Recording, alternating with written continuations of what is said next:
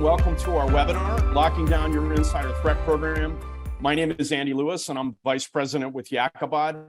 I am super excited to be here today with Charles Finfrock. Hey, Charles, how are you? I'm outstanding, Andy. Thank you.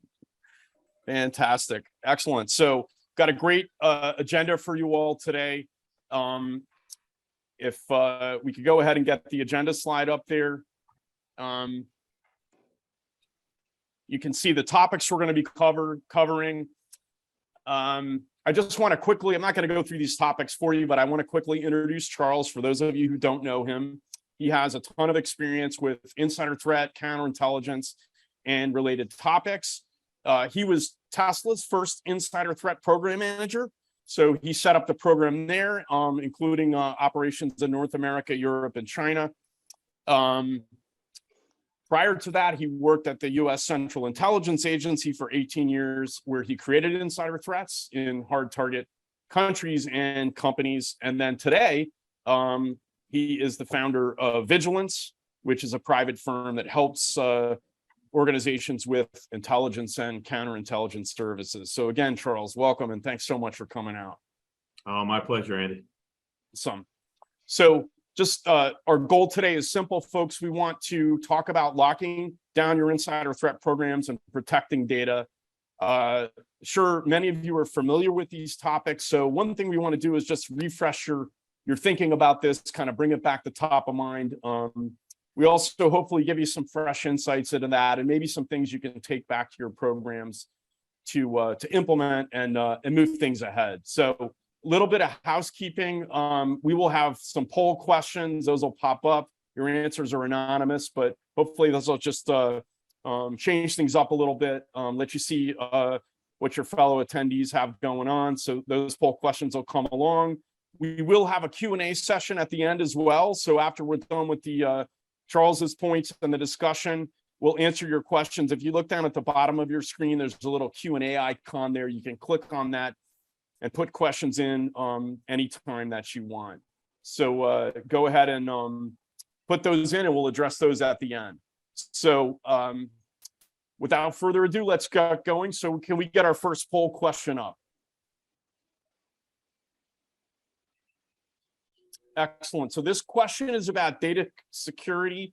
Folks, how concerned are you about unauthorized access to leakage and spillage of data collected and managed by your insider threat team? Let's go ahead and give everybody a second to answer. So I see answers coming in there. And Andy, while they're doing that, can I take 5 seconds and just introduce the insider threat topic and kind of the scope and scale of what we're talking? Please, go ahead, Charles. All right, cool. So greetings to some old friends that are on the call. Appreciate you guys showing up. One of the things I like to talk about right on the front end is, what are we talking about when we're talking about insider threat? And so for the purposes of this conversation and for the purposes of my focus, when I think about insider threat, I think protecting confidential and proprietary business information from internal and external threats that are leveraging insiders. Not necessarily talking about theft, fraud, or workplace violence, all very important topics. But for me, it is very specifically focused on protecting confidential and proprietary information. Just want to draw that real quick in case anybody was coming here talking about how to stop active shooters. And that's a whole super important, separate conversation. Happy to chat about it, but we're focused on information protection.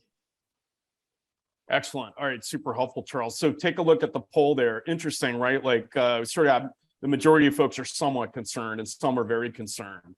Any comments on that? Yeah, I think that's about right. I think for the most part in your insider threat programs, you have the highest, most trusted people generally that you know or have worked with or have relevant backgrounds in security or intelligence or counterintelligence or law enforcement. And so usually the last people that you would think would potentially cause a problem. But happy to chat about that, because when one of the really good apples goes bad, the impact tends to be disproportionate to other people who go bad. So let's dig into that a little bit, Charles. So this is set the stage, right? So talk about the sensitivity of the data and the processes and the information that teams have and talk about the importance of protecting it from your point of view. Yeah, I think there's a couple of pieces to it, and there's a very practical and there's a perception. First and foremost, insider threat teams and generally security intelligence or infosec or wherever your team nests underneath tend to have access to the most sensitive information from the company, right? You've got the best information about the worst people, or you've got the worst information about the best people. Either way, you kind of have the keys to the kingdom. And in my old life, that was one of the reasons why one of the highest, targets for recruitment were always foreign intelligence officers, tending to have the best information, the best access, the best insights into a government's policy, strategy, future. So from a very practical perspective, you got the keys to the kingdom. From a perception perspective, so much of what we do is based on trust and relationships.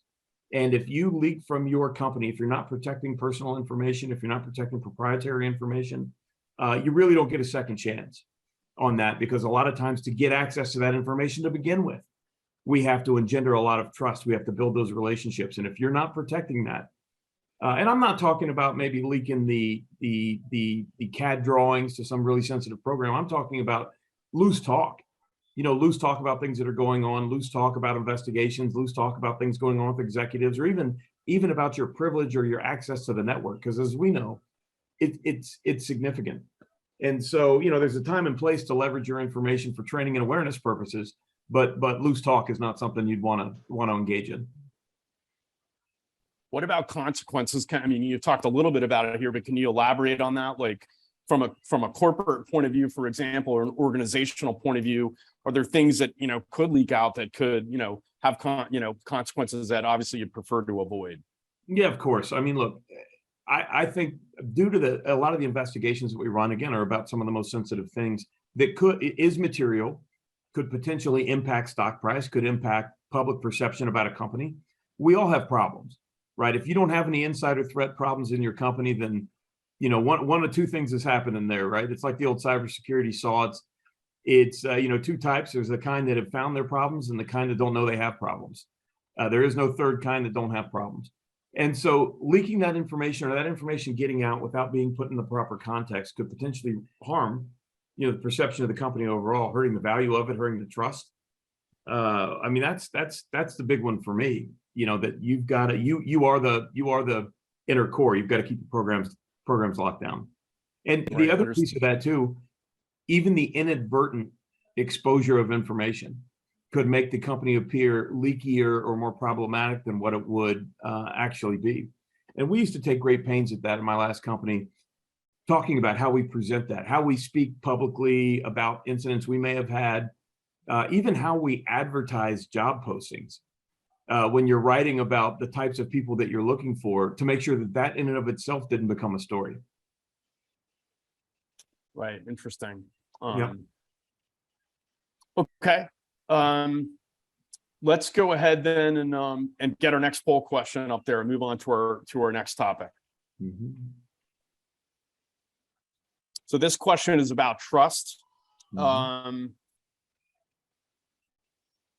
What is the level of trust that employees, executives, and others across the organization have in your insider threat team? Obviously, this could be, tricky to determine. Maybe you don't, not sure, but answer as best you can. Mm-hmm. Yeah, this is an interesting one, Andy, not least of which because you're dealing with a lot of perception. Some people have those negative connotations of anybody who's in security, or particularly information security or insider threat, just by a branding on it. They think, what, you're there watching everybody? Well, you don't trust people? We're all family here. And everybody knows who's got big family. There's family and there's sometimes issues. But a lot of that's a communication perspective. Interesting. Okay, so medium. So yeah, medium is the majority there, and thankfully not too many have low in there. Well, so let's talk about this next topic, Charles. Can you, in terms of engendering trust, in terms of creating a culture with your team and with your organization at large, can you talk about, in your view, what kind of culture do you want? How do you make that happen? How do you care and feed it? How do you get that trust going? Yeah, it's a great question, Andy. And I think like we talked about before, a couple of things that I've done that I think have been relatively successful. First, is a little bit counterintuitive to information security and insider threat practitioners, and that is transparency. Telling people that you're there, telling people what you're there for. We're here to protect the company. We're here to protect the company's intellectual property and confidential business information. And then framing that in a way that is, hey, listen, you guys work really hard. You do, great work developing these programs. Why would you want to see it go out the door? We're here to help you protect the programs that you've worked on. And so transparency, a message. I'm a big believer in that. I think programs and companies go a little bit sideways when they try to be too secret by half and they hide the program or they use these cutesy names and all these things. It is what it is. And I think just like you have physical security, just like you have access control, all that is normal. I think it's normal to have one of these programs. And I think most people appreciate it. And that was really one of the things that really jumped out to me. The first time I was doing a risk assessment or basically a crown jewels program assessment, I was coming out a little bit, I was a little bit careful, a little bit cautious, and almost to a person, we had everyone say, gosh, we're just really glad you're here. We work too hard on these projects. We work too hard on this technology just to see it walk out the door to a competitor or walk out the door to China or to get leaked into the press. Thank you for doing this. We knew that it was important and somebody should do it, and we weren't sure how to do it. And thank you for being here. So for me, that was a big one. It really drove me to focus on that transparency piece. The second piece, you were given a lot of authority, right? It's spelled Spider-Man rules. You've got great power comes great responsibility. And a lot of that is, do not get into a situation where you've got to be externally policed. Police yourself, right? Set up checks and balances. And there's a few things that you can do to help keep the honest people honest. And I'm not saying that insider threat practitioners and information security professionals, you have to be watched any closer than anybody else, but set yourself up for success. What does that look like? Listen, when we're monitoring the network, we're only looking at metadata. I'm not popping open people's emails willy-nilly, just reading to see what's going on, reading gossip or anything like that. Setting up that really nice, thoughtful, organized process where if through your DLP, your data loss prevention program, or your user activity monitoring program, or whatever network monitoring tools you have, when you get alerts, take a look at the metadata, but then set up an extra step. Maybe go to that compliance lawyer and write that justification. Here's what we saw in the metadata. We would like to, and whether you're asking for concurrence or it's just notification, but somewhere outside of your particular department where you're notifying, we plan to look at the body of this email for the following reason. Our experience shows that this is a potential indicator of loss or something along those lines. And then as you're getting the actual text of the emails pulled, having more than one person involved with that, if your team is big enough, so that even there's that informal check and balance on it. And that used to be something not only, when we set it up like that, but then we spoke about it like that. Hey, this is really important to us, just so we're not out there cowboys. We're not out there with super user access looking over everything. We've set checks and balances up on ourselves so that there aren't any questions or any concerns about our ability to conduct investigations without any kind of oversight. So for your programs, in terms of kind of creating the culture, kind of getting these philosophies of doing business down, did you, train people? Did you have a formal process where you would walk people through? Did you have like written objectives and, what's the word I'm looking for? Principles or values that you espoused amongst your team members? Yeah. The short answer is yes. Yes, we did, and a lot of that was geared on protecting information. A lot of that was geared on things that were a little external to us as far as, reducing the amount of leaks, shortening the time between detection of potential incident to response and investigation and closure of it. But, the one thing I will say, Andy, that also plays into this in building that trust is being very clear. When we're talking about insider threats, the vast majority of insiders that are putting the company's data at risk are doing so unintentionally or unwittingly, or potentially even at the direction of a third party who's trying to manipulate them. And so we spend a fair amount of time in our training and also in our messaging talking about that. By visiting unsafe websites, by uploading information to unsecure cloud sites, by engaging in that activity, you may in fact be putting your data at risk unintentionally. Or traveling. Oh my gosh, hey, you're traveling overseas. Tell us when you're traveling. We'll give you a good defensive CI brief. You know, a couple of things to remember when you travel. If you're a 2 at home, you're not an 8 in Beijing. You're still the same person. In case you think you got a lot better looking when you got on that transatlantic flight or trans-Pacific flight.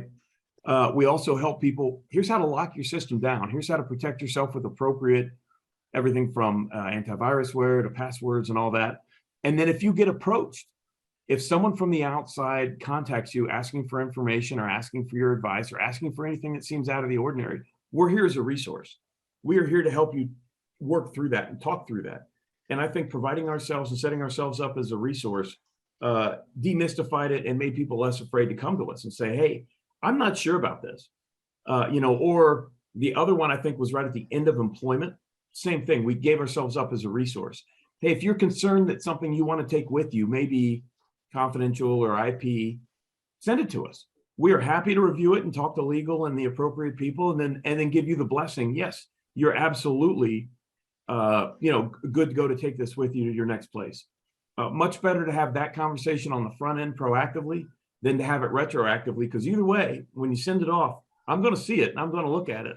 I'd much rather you send it to me first so we could have that conversation. And if there's any disclarity or any concerns on your part, we can help you, because we're all here to help, protect the company and protect ourselves, make sure we're standing up to our obligations. Yeah, very helpful. Excellent. Okay, well, let's go ahead and get our next poll question up, and then we'll move to our third topic, which is actually closely related to this. That's controls. So our next poll question for you all is about something Charles just talked about, right? Monitoring, self-monitoring, monitoring yourself. So does your program have a watch the watcher component? Yeah, and this is an interesting one. I think there's a lot of different things that could go into it, whether it's the proactive programs, like I mentioned before, as far as reaching out to compliance or making sure you have a 2-man rule or anything, or 2-person rule. But then there's also, do you have an enhanced monitoring program? You probably should. And are all of your security intelligence or all of your insider threat personnel on that program? And if so, who's monitoring that? And what's the response when something comes up with data usage that seems a little odd or out of the ordinary? And then the third piece, of course, is the enhanced background check. Everybody thinks in terms of the scientists and the people in the really sensitive positions, but hopefully you're eating your own cooking, you're putting yourself through those same enhanced background checks. Andy, if I could, I just noticed on the chat there were a couple of questions in there. Maybe if I could address those, we can get back to Watch the Watcher after that. But I want to take let's do that. Let's do that. Go ahead, Charles. Let's go ahead. Thank you. So Dennis's question: how much do you think the term insider threat operates against program acceptance? Everyone knows it's necessary, but few want to acknowledge the uncomfortable. Dennis, I think that it's a great conversation that's certainly unsettled, and everyone's got different opinions on it. I'll just give you mine.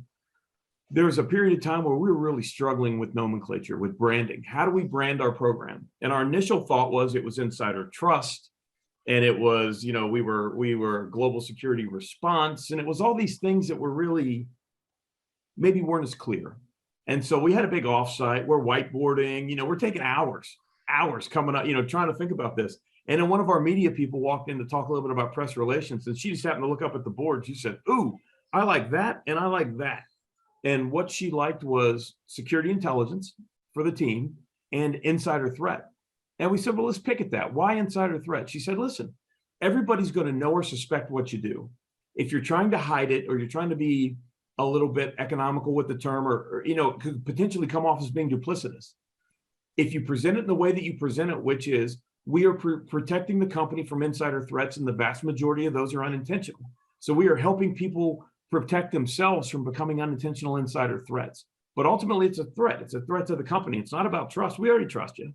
It's not about a lot of these other things. Literally, it is the threat from people with privileged access. The vast majority don't know they're giving it up.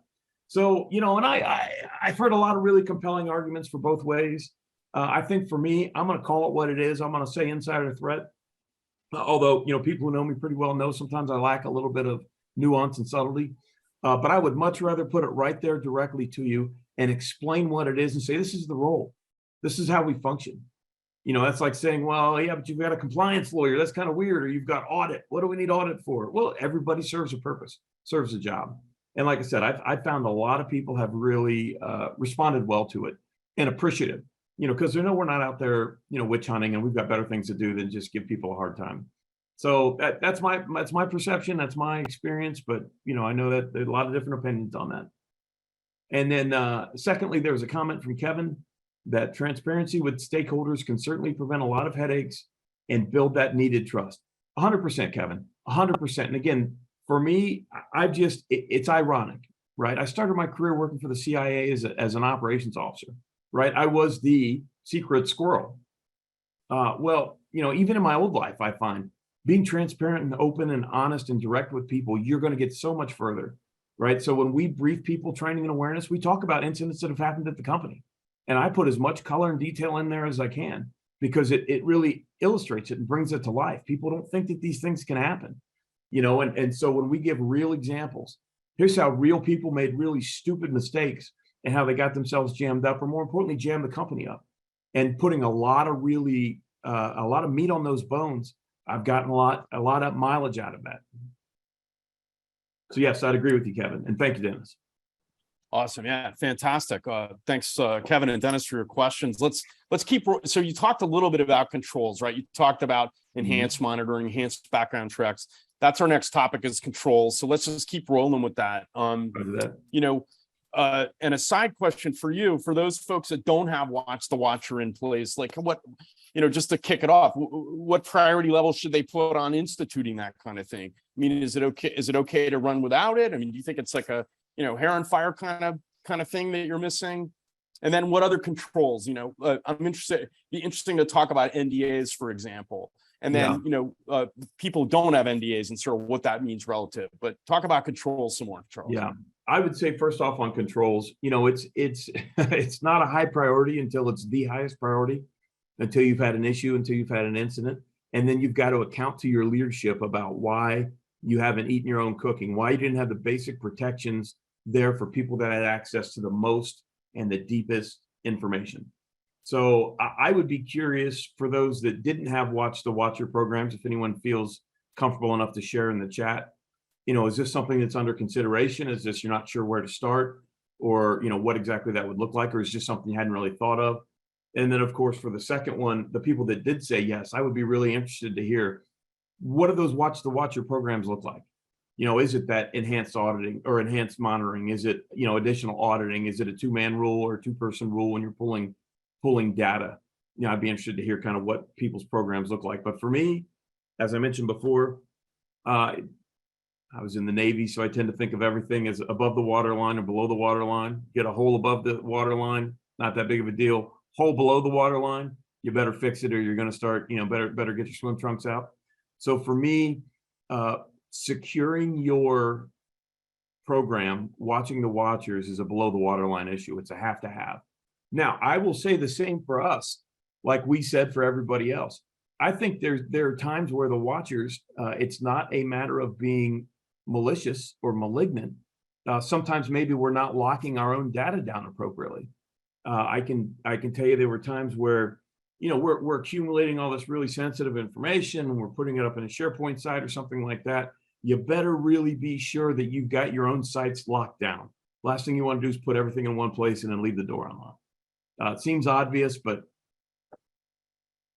it's worth. Well, so talk about NDAs, right? I mean, people sign, the teams sign NDAs, right? And those are beefed up because of the nature of the work. But should people who haven't signed those NDAs have privileged access to this data in any way, shape, or form? And Andy, I think, first and foremost, and while I'm thinking about it too, I want to talk about a little bit about compartmentalization and how important that is. But first on the NDAs. So, right, your company should have everybody signing NDAs if that's the kind of work you do. I think that's just a basic requirement these days. The bigger question comes around, should there be a separate NDA for people with more sensitive access? Now, 2 thoughts on that, and I'm going to put my sea lawyer pants on for a second. And I know that I've heard some lawyers say, if you have a second NDA, it sort of waters down the first one, or it calls into question the whole process. If an NDA is an NDA, an NDA should be an NDA is an NDA. Now, I have seen before where some companies will do project by project NDAs. Now, coming from the government, that was very familiar because, yeah, just because you have, a top secret clearance or something like that, doesn't mean you have access to everything. You still only have access to the things that you need to know. And so for me, if it's a legal document that's an enhanced NDA for a project that's really sensitive, okay. If it's just an additional statement that says you're being read into the super secret, create a robot that kills humanity program, hypothetically speaking, that's okay too, because it lets you know, hey, this is really confidential and this is proprietary information, right? And sometimes people just need that carved out. Andy, the one thing that I didn't mention, I want to talk about just a little bit too, is compartmentalization. Coming from the government, we take this absolutely for granted that you have access to what you need to know about and not about everything else. It's not personal. It's business. It's professional. I don't need to know about super secret stuff that I'm not involved in any more than somebody else needs to know about my secret stuff that they're not involved in. And so for watching the watchers, I think that extends out to how you're documenting information, how you're capturing information, and even amongst not just your insider threat team, but also your others, adjacent security elements, whether it's physical security or employee relations or people that are also involved in some kind of investigative function. There's got to be a way that you can compartment your information.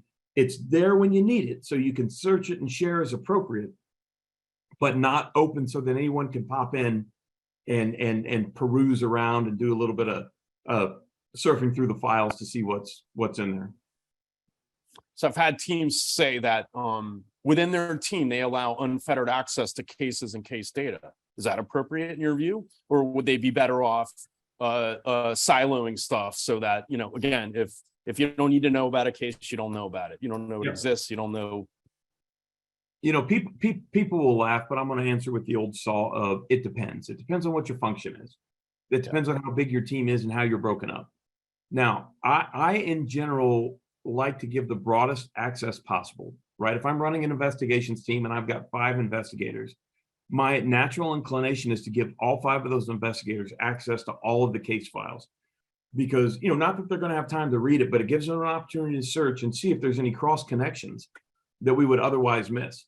Now, the difference of that to me is the difference between your investigators, almost like the concentric circles, right? So your investigators, yes.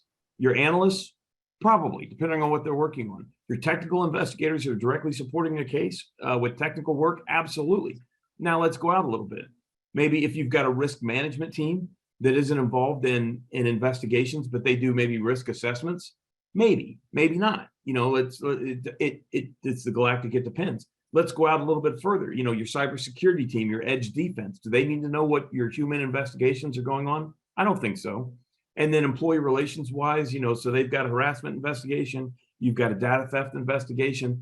There should be, a clearinghouse where you can talk on the off chance that, you've got multiple people looking at it, the same person in a case. But in my ideal world, you would have some kind of case management system set up that would allow you to store all that data, make it searchable, so that let's say okay, my subject of my investigation is Andy Lewis. Let me pop into my data, Andy Lewis. Well, if I pop it in, it shouldn't give me all the files unless I have direct access to it. But let's just say, okay, there was a physical security, possible fraud.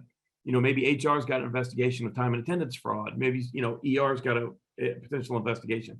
I should get a trip that says, nope, Andy's the subject of other ongoing investigative activity. For further information, contact, Tammy Bag of Donuts. And Tammy Bag of Donuts will give you the rest of the information about what's going on, so that there's something there, but you don't necessarily have all the access to it. That would be, in my perfect world, a little bit of the bifurcation or the compartmentalization of data for investigators.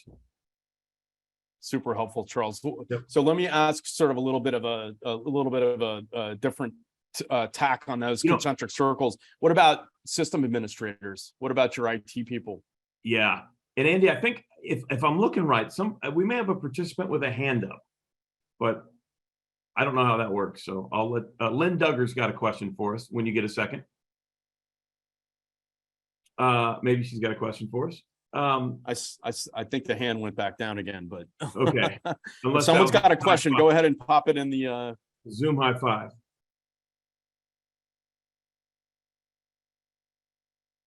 Lynn, you popping on?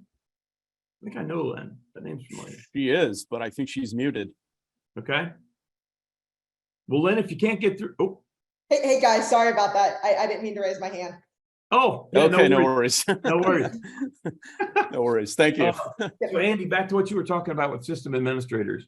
Yeah, system admins, people who have that domain access are always going to have that super access. But again, even from them, you've got to find a way to be able to compartmentalize that off. And I think that the corollary to that is probably the technical investigators, that would interact with the domain admins that can pull information for you. But again, you're talking about keys to the kingdom. You're talking about if you've got a sysadmin that's a problem, then you've got a problem. You've got a big problem. Understood. Okay, well, let's roll on to our next topic. But before we do, we're going to throw up a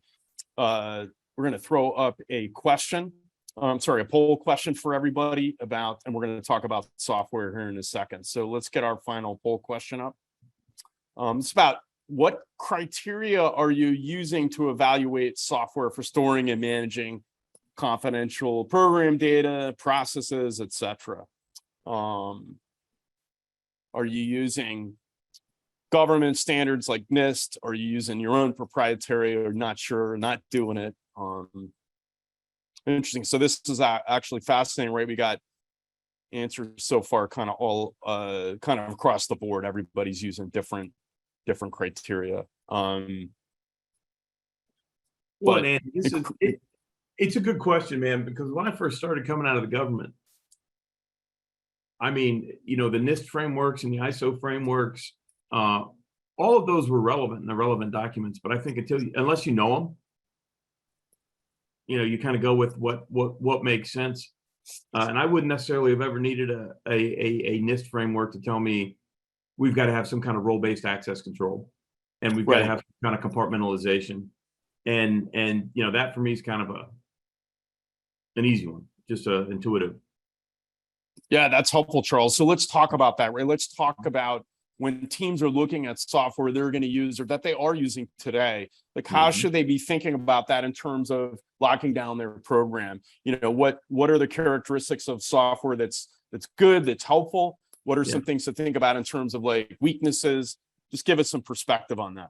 Absolutely. For me, if I've got good case management software, one of the big, let's be clear, right? Most of us start off in Excel spreadsheets or in Google Docs or Teams Docs or whatever platform you're using. Most of us are starting off in Docs and spreadsheets. And if you're still using Docs and spreadsheets, I get it, 100% get it. Everybody starts there.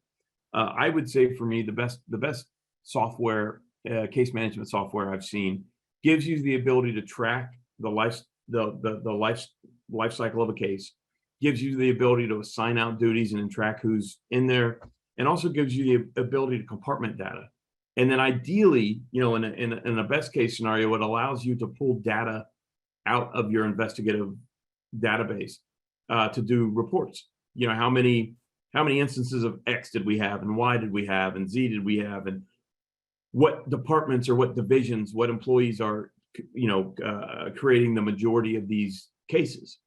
And the other one I always liked was being able to quantify how many of these cases that we have are being conducted in the last, or are coming up in the last 90 days of an employee's employment, because that's where the vast majority, your gut always felt like that, and the data almost always corroborated that that's when the vast majority of your insider threat cases come up, when people are getting ready to leave. And again, because they're doing it unwittingly, moving data off the network that they want to keep, or not unwittingly, but maybe circumventing some regulations, or they're deliberately stealing information to go to the next job with. So in terms of case management or other kinds of software, like file sharing software, user activity monitoring, user behavior analytics, anything that someone's going to use, like obviously a lot of these systems that an insider threat team might use or is using are storing sensitive data. Like, talk about prime. Remember, we talked about prime operating directives, right? Like, can you just take any old piece of software and put it in this environment and expect it to let you lock down things the way you need to? Or is it harder than that? Yeah, it's an interesting one. I think prime operating directive, like we talked about before, most software is designed to facilitate sharing, right? Capturing data and sharing as broadly as you can to give people access, whether it's a customer relations management tool or a time card or HR. HR data is a little bit different, but a lot of software's default functionality is for openness. So for me, finding a software that's purpose built with the idea of compartmentalization or data segregation or role-based access control, that's important. You can't just take any kind of software. We previously, I've seen instances of engineering software or collaboration software that's been repurposed for sharing investigative information, whether it's a JIRA ticket or whether it's some kind of online bulletin board type format. And again, it's great, but if you don't lock it down appropriately, it's available a heck of a lot more broadly than what you would imagine. And so that would be the other thing. I would love software that was, you had to actively add someone to give them access, not just default to everybody and you had to actively constrict access. It just keeps you from putting something in there and, oh, oops, I forgot to toggle the switch and now it's open to the whole company. I'd rather, want to be able to add people by name into that software. Yeah, so we've seen in the wild situations where leakage and spillage are a problem with systems that aren't designed to lock things down. For example, somebody's shared with us a story about how their ITSM system was, they were trying to lock systems down using the ITSM to keep somebody out of an asset where they thought there was a situation. And unfortunately, the workflows associated with that were designed to let everybody know what was going on. So they're basically sending emails out to the sysadmin who maybe is under investigation to let them know they've been locked out of a system they're responsible for. It's the inadvertent leakage. So it's just an example of where the prime operating directive is to share, not protect, and that can create challenges, right? So, and that makes sense for most of your system processes, but for obviously in our world, not as being too helpful is too helpful. Well, I don't know if you can share it, but you had a story about in your government experience, some kind of leakage that happened or some, inadvertent communication. Can you talk about that? Or is that in gross generalities, a perfect example of that, there was a particular system that we used when we were interested in somebody. Well, the way the system was configured, it was shared between several governments, foreign governments. And because we all, it was a big data repository and we all kind of worked together for it, and we could pull data out of it, and it was great. In the big sharing community, it was ideal. But one of the things we found at one point, we put a name in there of somebody we were interested in and learned that someone else had already been interested in, had already entered that name into the system. And so for us, it jumped out like, oh, wow. This was set for collaboration, but it actually for us became a tool that we could use to determine if someone else was interested in the same person that we were. And so we actually started running checks against that system just to make sure that nobody else was interested in the people that we were interested in. So let's extrapolate that out to our systems, right? If you've got your systems misconfigured or you don't have the role-based access control or something like that, and you set it up so that someone can Google it or someone can do an internal search on, get a query on that, that's a problem. I think one of the old, we used to, absolutely, Kevin. We used to laugh, if everybody remembers, when Bob Hansen was arrested. Hansen, of course, was the longtime KGB agent within the FBI. Well, Bob was a senior counterintelligence officer. So in a lot of ways, this is exactly what we're talking about. He was a watcher and he wasn't necessarily being watched as closely. And Bob had access to the FBI database. And so Bob would occasionally search Hansen and Dead Drop and Russians. He would basically be querying the FBI records to see if there were any investigations about him that were ongoing. And while that's a fairly dramatic example and it has a lot more obvious ramifications than most of what we do, still, I think it's important to be able to capture those queries and send flags when you're seeing odd queries in a system that don't necessarily wouldn't necessarily fit. Right. Absolutely. Well, I think the core principle is to build up access, start with the concept of very limited access as appropriate for the sensitivity of the data, the importance of the integrity, and then allow a kind of layer up access on top of that, as opposed to start on the other end where everything's shared and you have to kind of lock it down. 100%. So, yeah, super. Okay.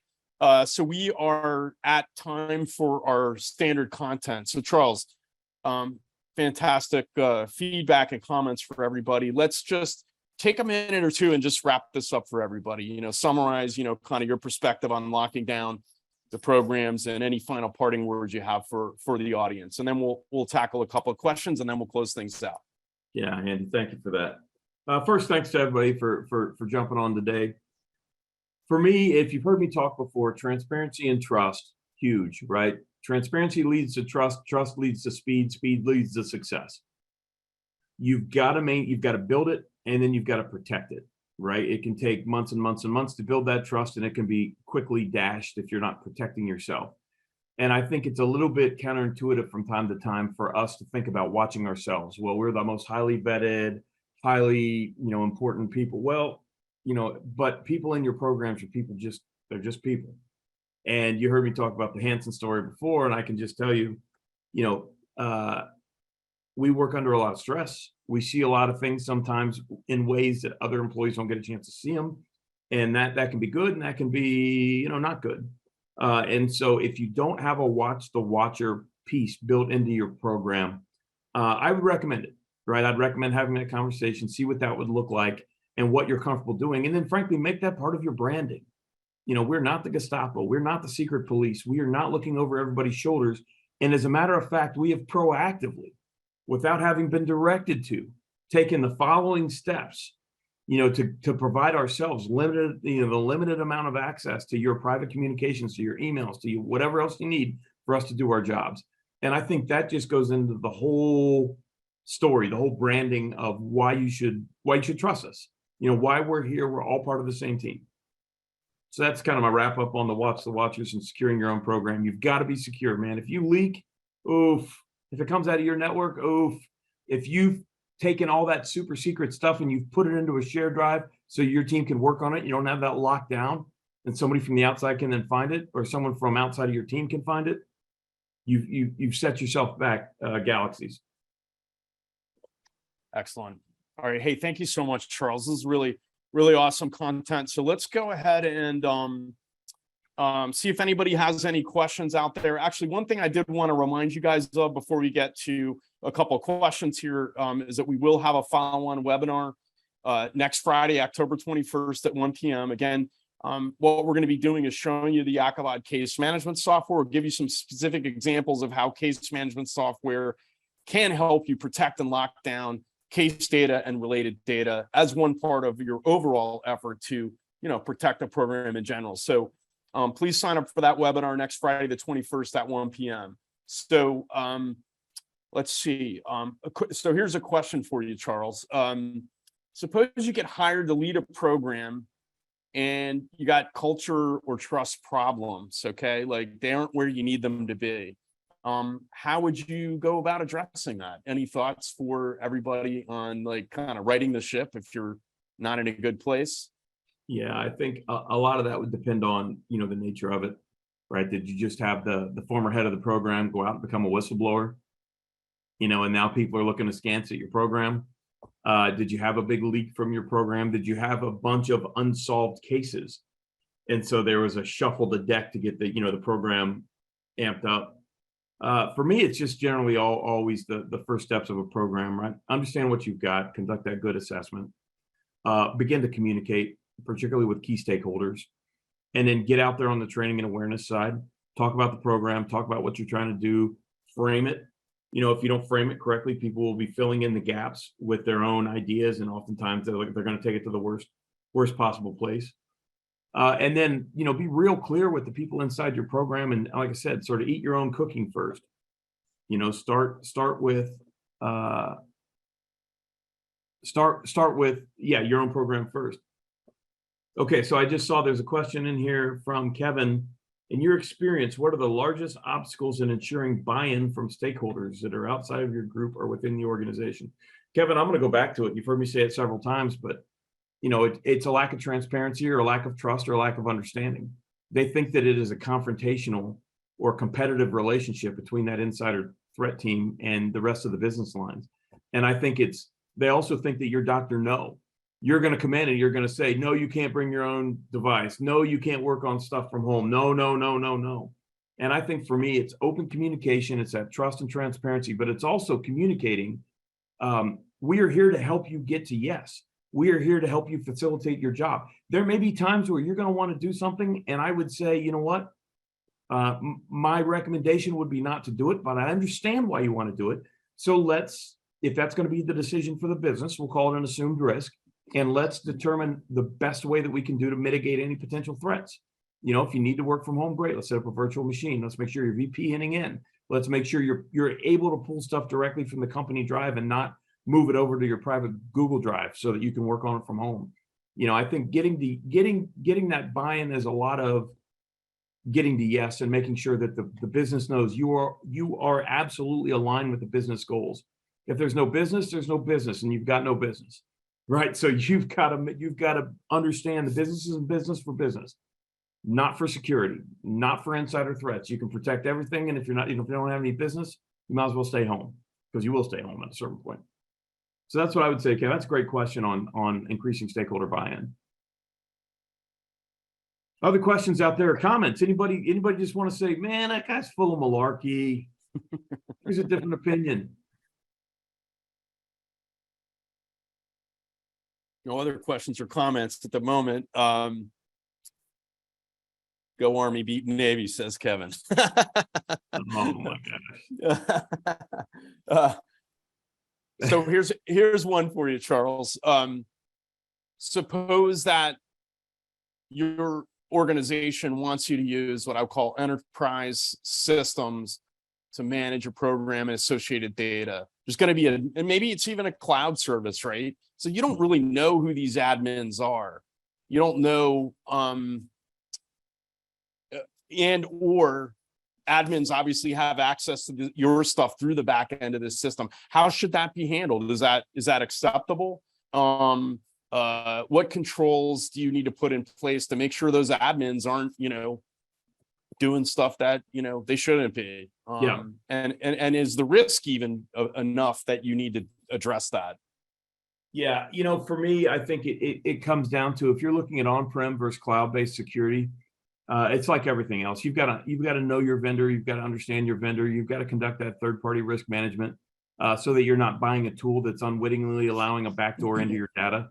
I mean, look, I've seen that now in some current investigations that I'm working on, or that my company's working on, where people are targeting companies, but they're targeting through vendors and third-party providers, and Right. even a sub to one of those, and using that as an attack vector. The smaller company, right? Big companies go to medium companies that subcontract this out to smaller companies. Well, one of the things about smaller companies, they don't have as developed of security programs. And so that oftentimes is is a soft underbelly where a foreign actor or an external actor can swim up into that access through what become trusted parties. So I would say the first thing, Andy, to your question, making sure you're doing that good due diligence on any vendors that you're bringing in. And then whether it's on-prem, off-prem, I mean, you either trust a company or you don't. So at a certain point, just doing that good third-party risk management, I think, gives you the confidence to, integrate an external solution into your product. Is there any for your? Sorry, go ahead. Oh no, I was just looking at this next question. It was up, but did you have a follow-on on that one? Yeah, for your own administrators, if you have on-prem solutions, is the standard background checks, whatever you're doing as an employer, enough to give them access to administrative control over insider threat systems and resources? Or should there be something special done there? Yeah, great question. Look, I'm a big believer in there should be a couple of different levels of background checks. If you've got a manufacturing guy or gal, the basic background checks, criminal record, employment verification, education verification, all that kind of stuff. Great.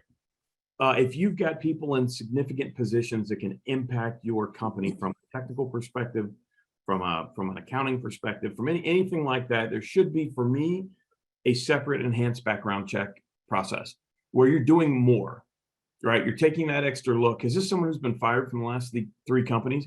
Has this someone, my favorite story is I was doing was helping a company out with some of these enhanced background checks, and we actually found someone who had previously been indicted for trade secrets theft at a previous company.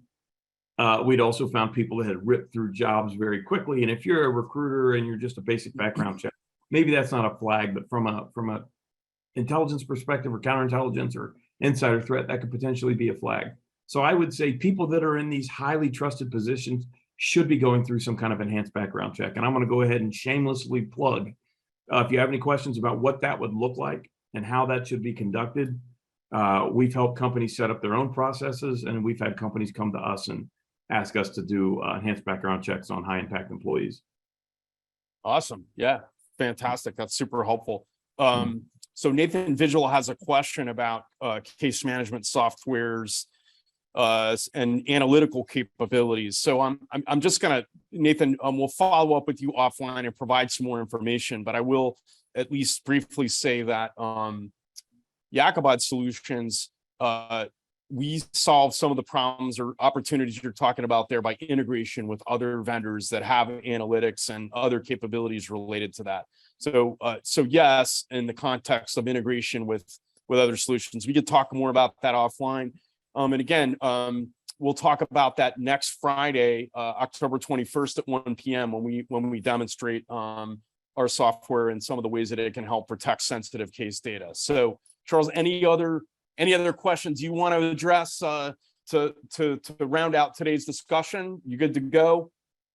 You know, for me, just quick parting thought, right? We're going through an economic recession. I don't care what you call it and what how this recession self-identifies. But look, security folks, we're oftentimes either the first on the chopping block, or we're all, because we are cost centers, right? We're not revenue centers. I would just say keep the faith, keep your chin up. Keep fighting the good fight, because there are a lot of people out there that recognize the value that you bring to your companies. And if you don't always feel it, we're the last people to say, for people to say thank you to. So, I'll just tell you guys, thank you for what you do. Thank you for the hard work that you do with the limited resources. And, when you find that great success for you, oftentimes it's not a great success for the company. But yeah, keep doing what you do. And I appreciate you. And if there's ever anything I can do for you personally or professionally, please reach out. Fantastic. So if possible, can we get our contact information up on the screen? That concludes our content for today, folks. I want to thank you so much for coming out. Really appreciate your attendance today. As you can see, we do have that follow-on session next week, so sign up for that. And then finally, Charles and my contact information is up here. Reach out to us, either one of us or both of us, at the email address or phone numbers as you wish. And again, hey, Charles, thank you so much for sharing everything with us today. Look forward to doing this again soon. Thanks, everybody, and we'll see you next time. Sounds great. Thanks, Andy.